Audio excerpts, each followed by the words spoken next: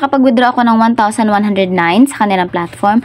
Ngayon ituturo ko sa inyo ang mga paraan kung paano ako na nakapag-withdraw sa kanilang platform. So ayan, magre-register muna tayo. I-tap nyo lang yung link na nasa description box sa baba. Ayan, and then tap lang natin tong sign up. So ito is mga wala pang account. So maglagay lang tayo dito ng ating phone number. 9 tayo mauna at gawa tayo ng password. And then sa invitation code is automatic yan na magkakaroon dyan pagka-tap nyo ng aking link. So sa ating phone number dito sa pagre-register natin dito. So ayaw ng kanilang platform na naka-wifi kayo. So data talaga kapag nagre-register kayo, i-open nyo ang inyong data. Kasi hindi siya nagre-register kapag wifi ang gamit natin. Pagkatapos yan is i-register lang natin. At kapag nakapasok kayo, ito yung bubungad sa inyo at makakatanggap kaagad kayo ng 60 pesos libre dito sa kanilang platform. At libreng produkto na nagkakahalaga ng 500 pesos na ang total na kikitain natin dito is 2,880 plus 60 na libre is meron na tayong 2,940 dito. Libreng-libre pagkapasok lang natin, sign up bonus lang na ibinibigay ng kanilang platform. Ngayon, ano ba ang mga paraan na ginawa ko dito para kumita ako? So, meron akong tatlo na paraan dito na which is ang second and third is connected lang. So, first is ang kanilang mga produkto. Pangalawa is kanilang referral program. Ayan, na kung saan magka-copy-paste ka lang na iyong mga link.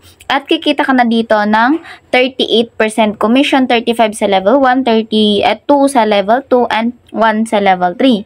And ang pangatlo naman is dito sa kanilang mga task na kung saan connected lang to sa ating share kasi dito is magka-count lang siya sa iyong mga share. For example, merong 10,000 sa team cumulative mo or yung mga binili ng iyong mga in-invite is kikita ka dito ng 3,000. If 300,000 naman is kikita ka ng 5,000. At kapag umabot ng 500,000 is 10,000 pesos. At kapag 800,000 naman is 20,000 pesos. At kapag 1 million naman, ang kikitain mo sa pag-i-invite is meron ka na ditong 50,000 pesos na makukuha. Except pa to sa komisyon na makukuha mo sa ating referral. So ngayon, ang uunahin kong i-discuss sa inyo kung paano ba tayo kikita dito sa ating share. Kasi ito, second ways of earning is, ang gagawin mo lang naman is mag-copy-paste. I-copy mo lang dito and i-paste mo sa social media platform na meron ka at kikita ka na dito ng referrals. At ang referrals is makikita mo dito sa ating team. Ayan, dito sa ating team makikita mo dyan ang yung mga users na na-invite. Meron ka level 1, level 2, and level 3. So, dyan mo makikita lahat. And then, kapag kumikita ka na sa inyong mga referral is magkoconnect na siya agad dito sa ating earning sa ating task na sa ating earning number 3. So, kapag umabot na ng 10,000 nga, yun, kikita ka na ng equivalent amount dito. Ayan.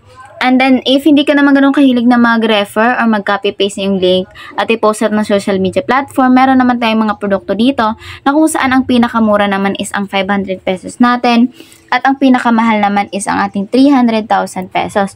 So, dito, ang kailangan mo lang naman gawin is bumili ng produkto at hintayin itong lumago. For example, ito, ang daily income niya is 96 pesos. So, 500, sa pagbili natin ng 500 pesos, so mga nasa 4 to 5 days natin bago mabawi yung ating pinuhunan dito na 500 pesos. And then, ang daily naman withdrawal na dito ay 160 yun ang minimum natin dito. So, kailangan natin maghanap ng plan or product na kung saan ang kikitain natin is 160 above para ba unti-unti nating mabawi yung ating puhunan. So, dito sa ating number 2, pasok siya kasi ang 1.5 na halaga niya, kikita tayo ng 336 daily. So, 5 days bawing-bawi natin with commission pa. If dito naman tayo sa 5,000, 1 to 4 days, bawi na natin ang ating puhunan.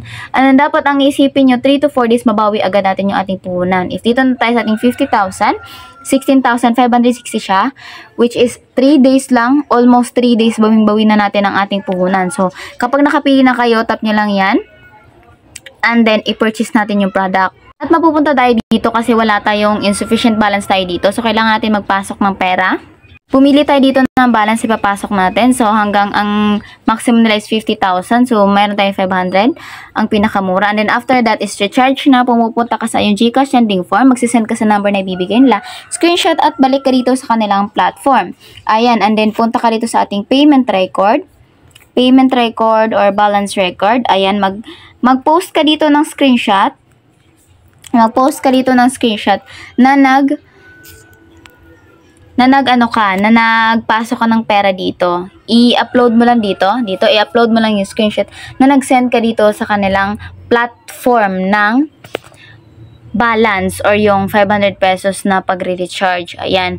After that is yung produkto is masasave na dito sa ating earnings. So, hihintayin mo na lang siya na daily.